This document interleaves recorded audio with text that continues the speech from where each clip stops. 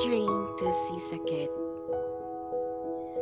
5 minutes before 12 noon. The scorching sun is up, sweat dripping from my forehead. I wipe them away with the back of my hand, loaded with a 7 kilos North Face backpack bought in Cambodia. A shoulder bag on my left and a pink luggage on my right hand. I stand still on the platform. Be ready, the fast train is coming. I jerk with the voice of a woman beside me. As I gaze at her, I cannot thank her enough for her kind heart. Feeling uneasy, she instructed me to be quick in getting on the train and come back for her.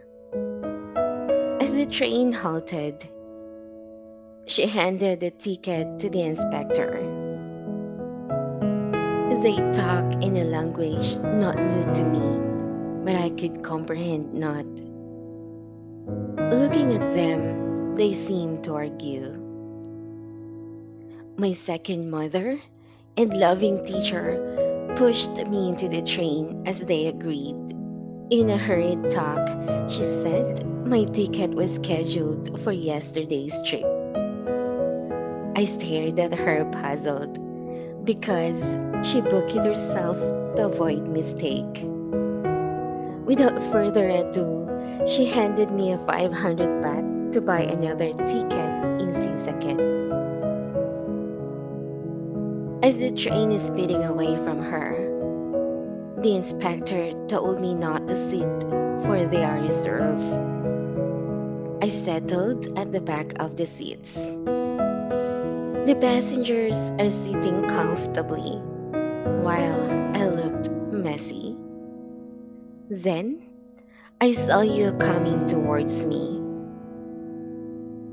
My eyes landed on your body. Your muscles are flaunting in a tight fitted white shirt, with sturdy long legs bulging in your jeans. You towered in front of me. I looked up and noticed your well angled jaw. What a tall, tanned, matured, and handsome man you are. You uttered an excuse because I was obstructing your way. I moved back and you showed your perfect smile. Laying down my bags, you take off your backpack too. I could tell you could be likened to an Asian hunk actor. Deep in my thoughts, you asked if it's okay to undress before my eyes. I was stunned, but recovering too quickly. I replied confidently that I'll cover my eyes with fingers open. You laughed heartily. Taking off your shirt, you explained about receiving a call for a scheduled interview at 1 p.m. It was a short notice for a man living in Bangkok going to Sisaket. But to be a professor in the university is an opportunity you don't want to miss. With a suit on, you adjusted your necktie while you kept on talking. I was in awe how eloquent you are in the English language. The grammar is polished, pronunciation, tone, and you have a Native American accent. Bending down to remove your sneakers, you said you were a university professor back in the United States. But after a decade of a fast paced life, you felt exhausted. Your hands found the button of your jeans and about to unbutton it.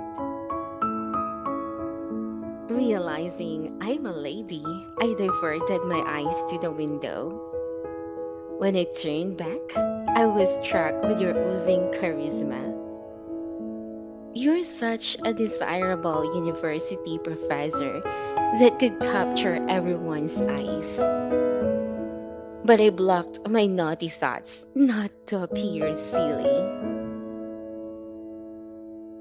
With your clothes stashed in a backpack, you said you are a Malaysian national, hungry for a great adventure in a laid back life that Thailand could offer. We've talked like we've known each other for months or years.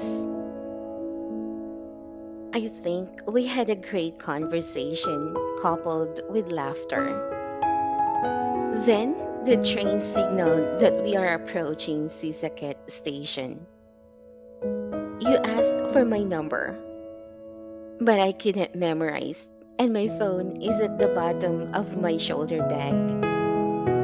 The train stopped.